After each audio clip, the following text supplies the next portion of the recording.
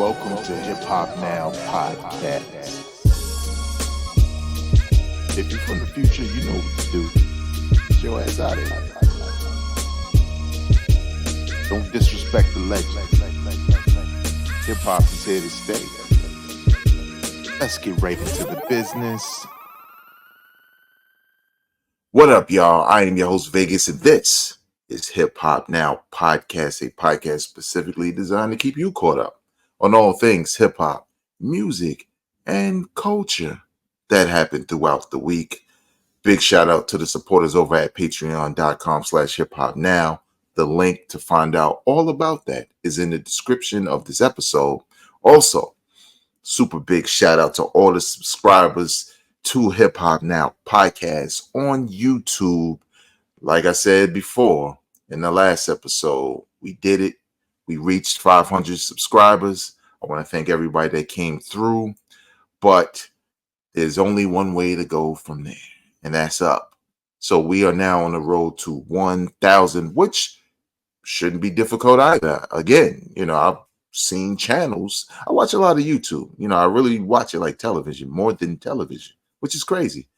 But there are a lot of channels with less production values, less content, and things like, I like to eat a lot of chips, so I tried a new chip, so I tried a new Oreos on camera. And don't get me wrong, I'm addicted to watching it just like you. But if you like my content along with that content, and that content tends to have way more subscribers than I do, having news stories for you every week that don't all center around certain people coming home from jail, or people going to jail. You know what I'm talking about. Damn freak-offs. My content is just a resource that you can go to and say, what albums are coming out? What albums are out? What have you heard? What do you think about them? To get some perspective. And obviously I want your perspective in the comment section, but it is the road to 1,000 subscribers.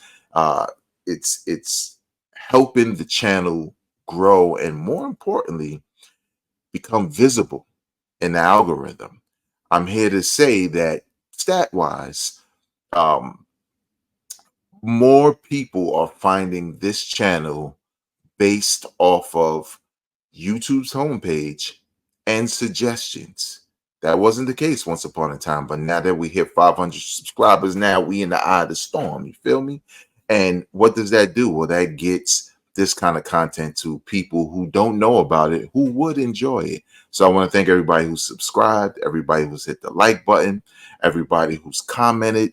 All of that stuff counts, and especially sharing it with people would also enjoy this kind of content. You got a page, you got Discord, whatever, post it there. Reddit, post it there.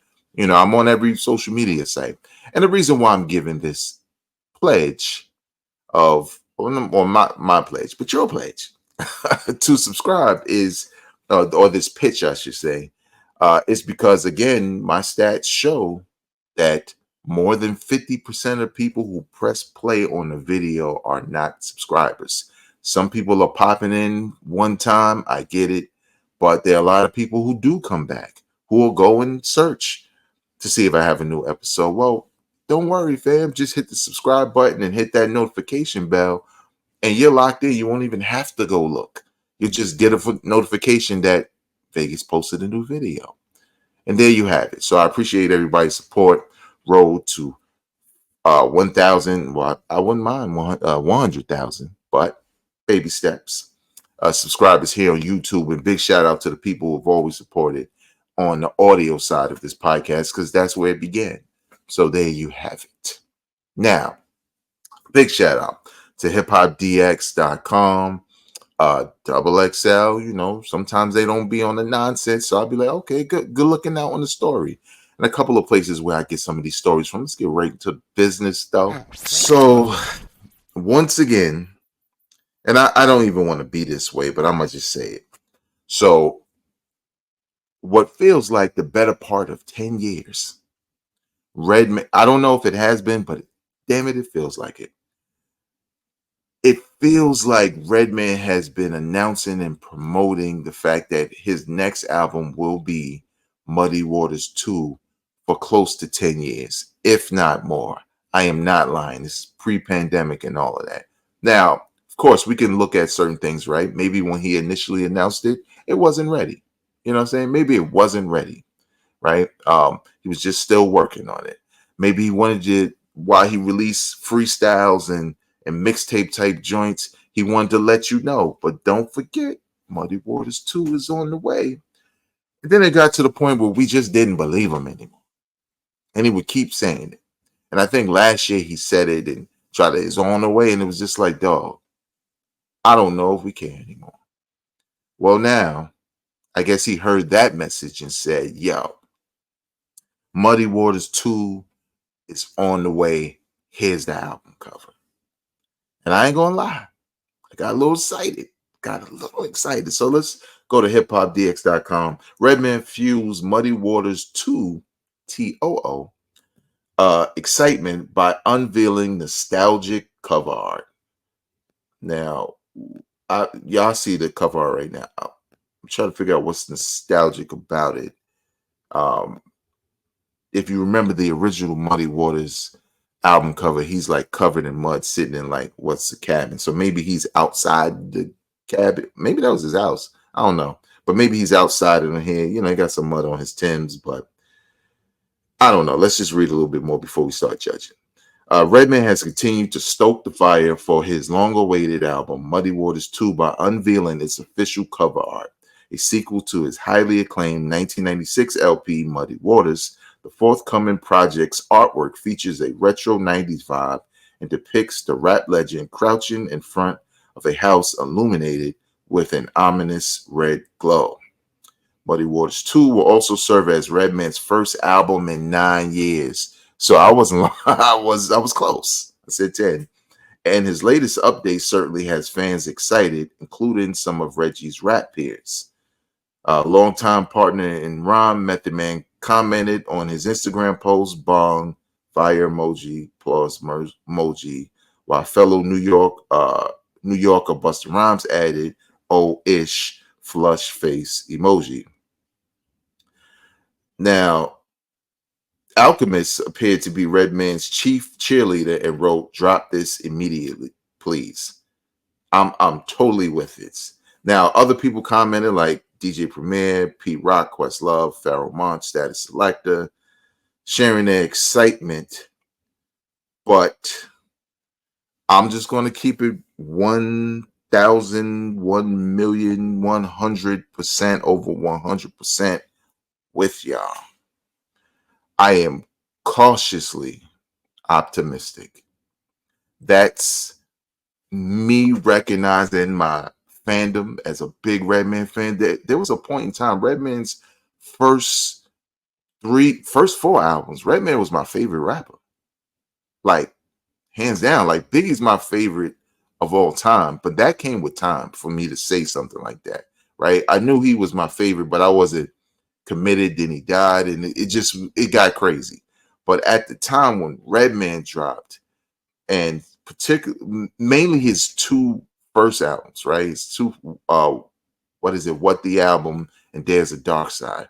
I was like, yo, I think he my favorite rapper, right? And Redman released before Biggie, so we get it.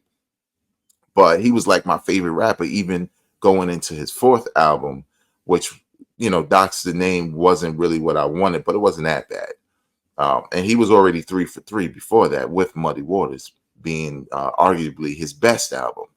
So me being cautiously optimistic is just like, I'm a big fan, and I long for the days when Redman was who he was on those 3 albums. Now, lyrically, he has not missed a beat.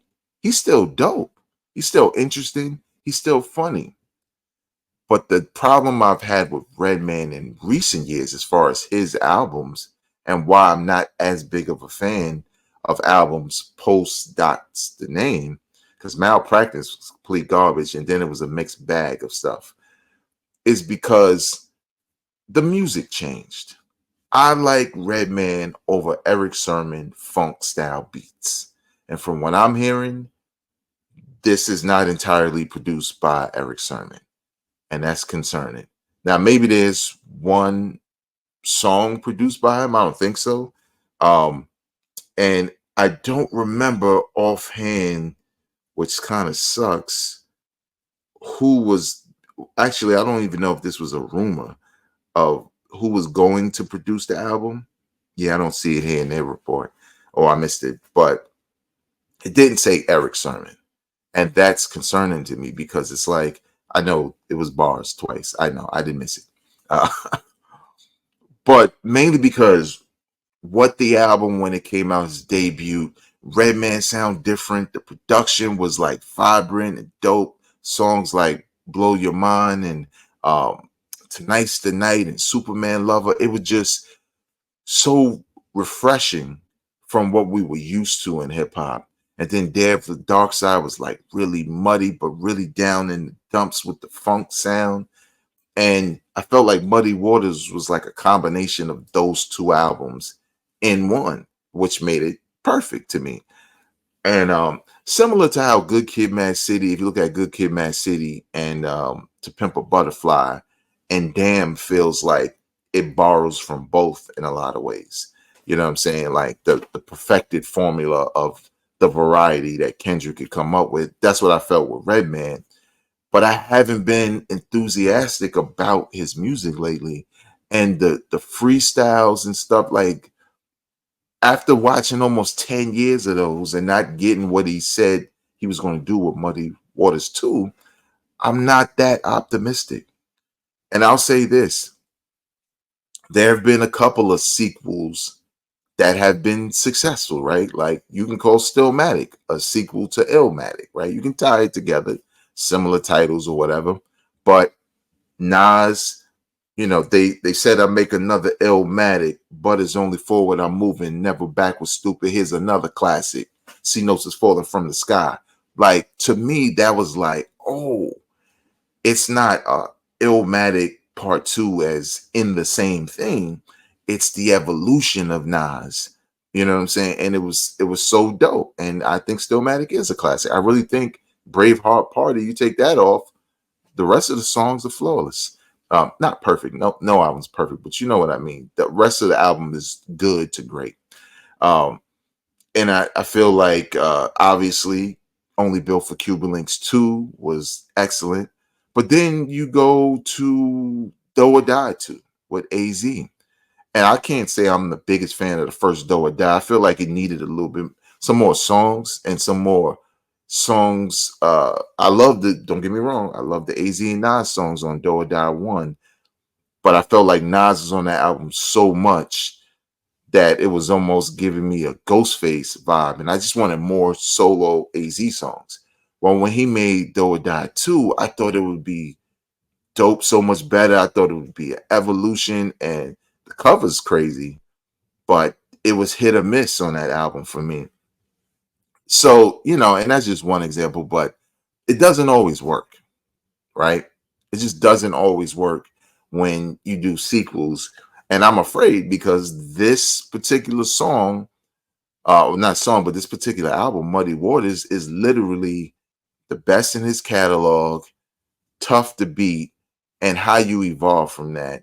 And maybe evolving from that is not getting with Eric Sermon and retreading old ground. But I feel like that needs to happen because everything he's been releasing without Eric Sermon mostly falls on deaf ears amongst most hip hop fans. Like I know there's some people who, but I like, Red Gone Wild and Reggie and blah, blah, blah. But you are in the minority. There's some people who didn't even know he had other albums. They just see the freestyles. So I said all of that mainly because I'm a huge Redman fan and I want it to be dope. Unfortunately, Redman laid out a plan for this that included single drops.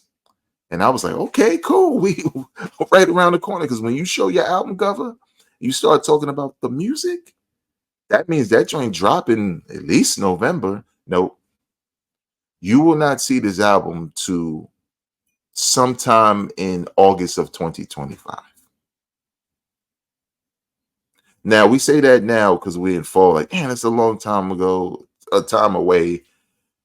But maybe waiting will be good. But showing us, oh, this single gonna drop in April 420, and this one gonna drop in 520 and 620. We're gonna do this, and I'm just like,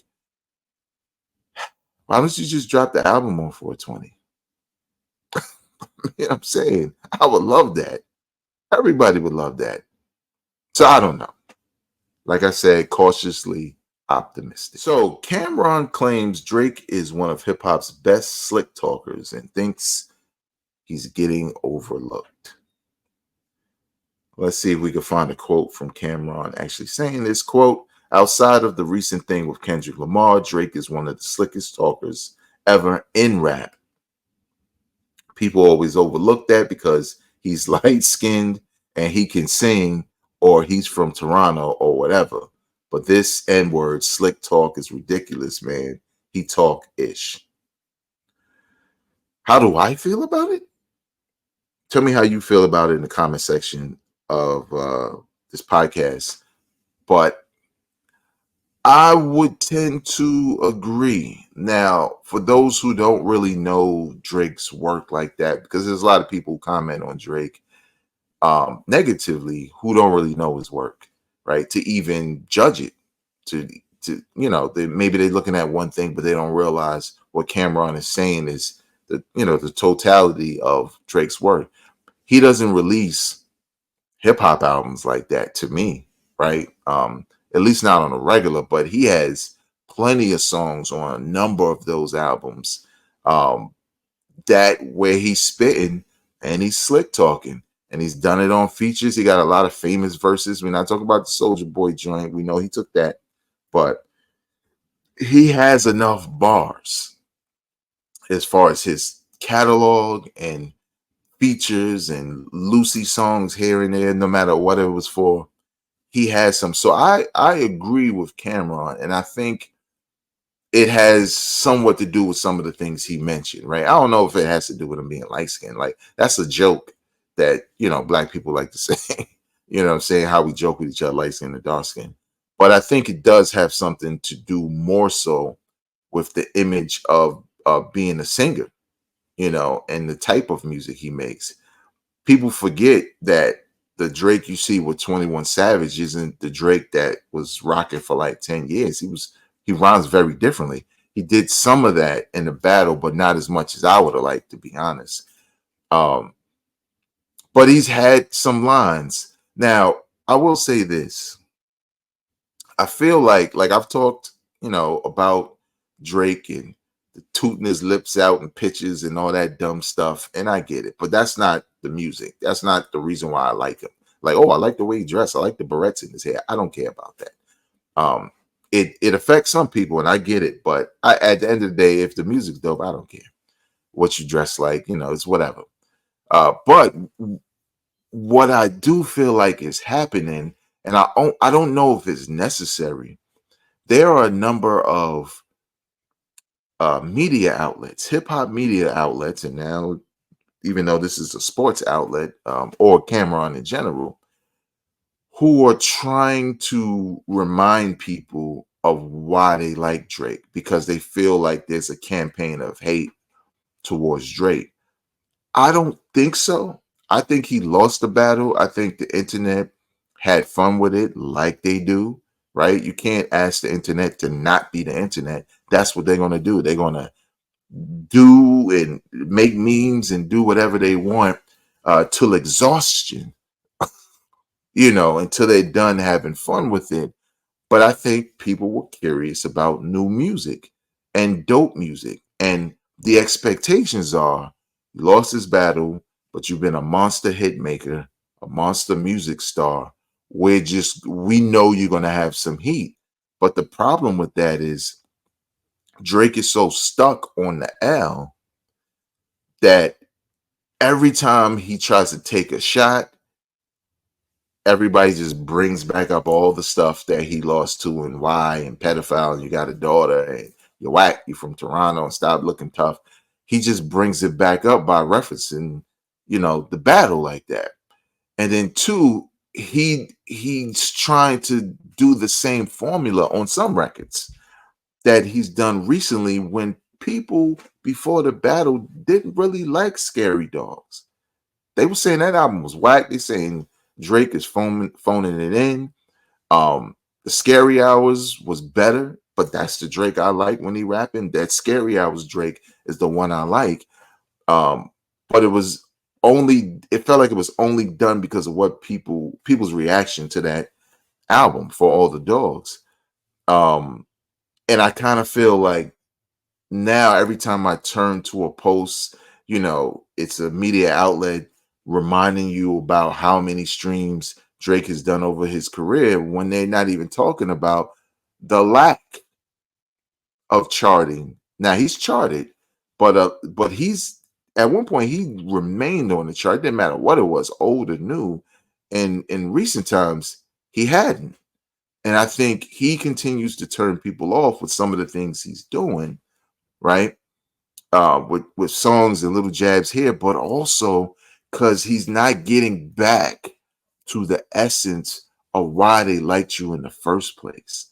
Rhyming like Migos and 21 Savage and teaming up with dudes just to do that same tired, borrowed flow when you should get back in your take care bag.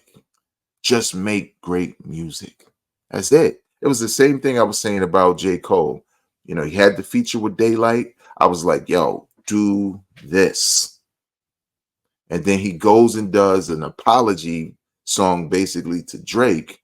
And now the internet is killing him because he's bringing it up again. We were just waiting for the fallout or the fall off, the fallout too. Then, drop that.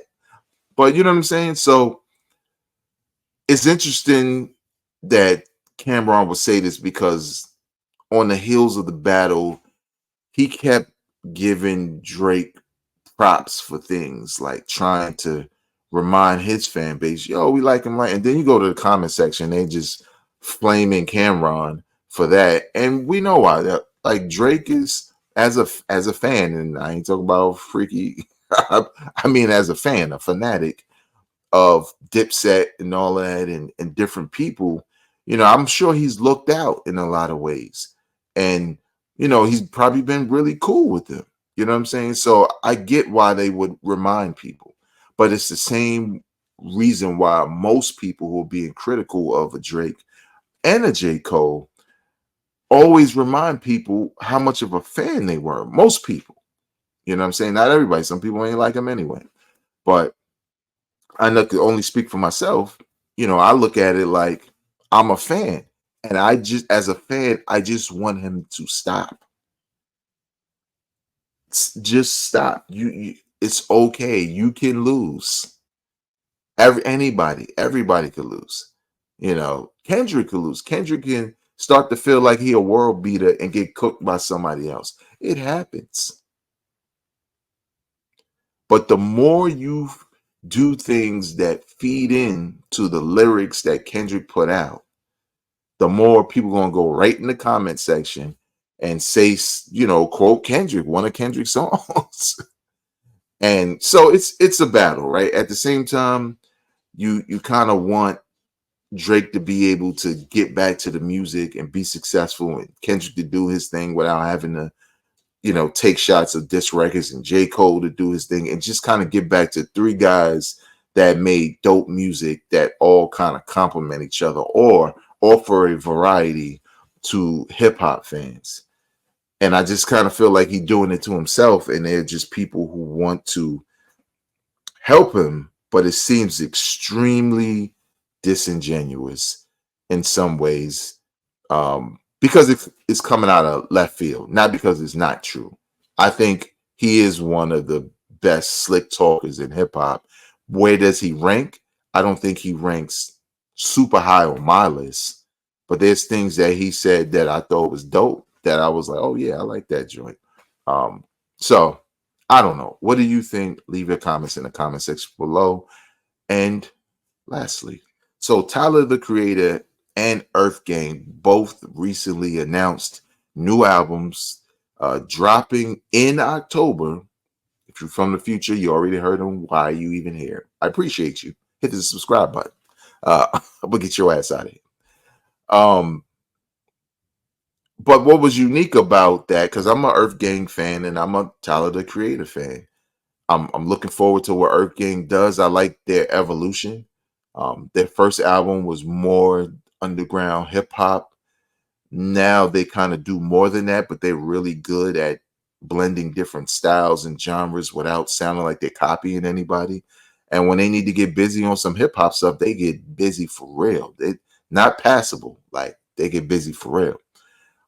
Tyler the Creator, I love what he's been doing because early on with what was the crew again? Wolfgang, because I keep getting ready to say the backwards version of it, like Dolph Wayne, but Wolfgang, just Odd Future Wolfgang. There you go.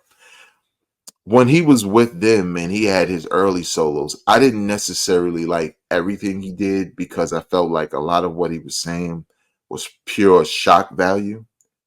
But in recent years, you get to learn more about him and he's a little bit more introspective, and he's just been on a dope run, like literally a dope run of probably what 3 to 4 like albums that I feel like if not in my top 5 of the year, they were definitely in my best of the year. And now he has another one coming out. But what's unique about this story is that, and I don't know who said it first or whatever, it's just who I saw it from first. Earthgang announced, yo, we just putting our album out on Tuesdays like it used to be. Because honestly, when when you get that new album on a weekday, you get to ride to work and hear it for the first time, or go to school with your headphones on, listen to it for the first time in the gym. And the new release date, for those who don't know, is Fridays officially. It used to be Tuesdays, but Fridays officially is the release date for new music. They felt like sometimes you could release a new album, especially if there's a number of albums releasing on Friday, and it gets lost in the weekend because of how some people listen to music. Some people only will review an album traveling, commuting to work. You know what I'm saying? Some people will only listen in the gym. I do a lot of that. Like my first listen most of the time is in the gym for a new album. So I get it from a certain standpoint. But it hasn't, for me personally, it hasn't been a case where there's an album I check out and then I'm not listening to it during the weekend. Most of the time, if I really like it, I'm listening to it throughout the weekend. So that was said from Earthgang. But then when Tyler the Creator, I believe the next day, announced his album with cover and all of that and release date, he said his album was going to release on Monday. And he said the same exact thing for the same reasons that Earthgang said it. So I just wanted to look at that as, well, I guess whether that's a good thing or not, right? Is that going to make more people invest in listening to your album? I don't think so. And I only say that because, sure, going on social media and getting outlets to know when your album's going to be released and it's not going to be a Friday, there are some people who are fans like myself who are going to check for it purposely on those dates. I don't think it's going to make any difference as far as my listening habits. It'll be nice. It is nice to not have 27 albums releasing on a Friday and nothing all week. Because sometimes I'm just loading up albums to listen to that I have to listen to the next week anyway because they all came out on Friday. You know what I'm saying? So maybe it's good in that sense. But I feel like there's a lot of people who aren't as locked in, don't watch podcasts or listen to podcasts like this, and won't know until Friday when they go to look. It's just become the thing. So do I want it to go back to Tuesdays? I don't care. I think at first I did care because I was like, well, why would you do that? Why Friday? Blah, blah, blah. But then I just looked at it like, well, people adapt, and then Friday's the day. So I appreciate it coming out early because I have no idea what's releasing on the Friday of those weeks. I hope both albums are good, but only time will tell. So we'll see. What do you think about these two albums releasing, or just the release date of Tuesday in general? Right? Remember that? Wasn't that long ago. Do you prefer an album being released in the week instead of at the end of the week on Fridays? Leave your comments in the comments section below. Please know that this channel is brought to you by the supporters over at patreon.com/hiphopnow. Link is in the description of this episode. And remember, we are on the road to 1,000 subscribers. We are at, I think, 530-ish. So we getting there. You know, again, 2 weeks ago, I needed 20 more to get to 500. And now we're about 50 deep from that. So thank you again. If you're watching this and you're not subscribed, hit that subscribe button, hit that like button, comment. I do read the comments. I do reply to comments. But more importantly, if you dig it, share it with others who would feel the same way. Until next time, y'all, I'm not a critic. I'm a fan. Peace.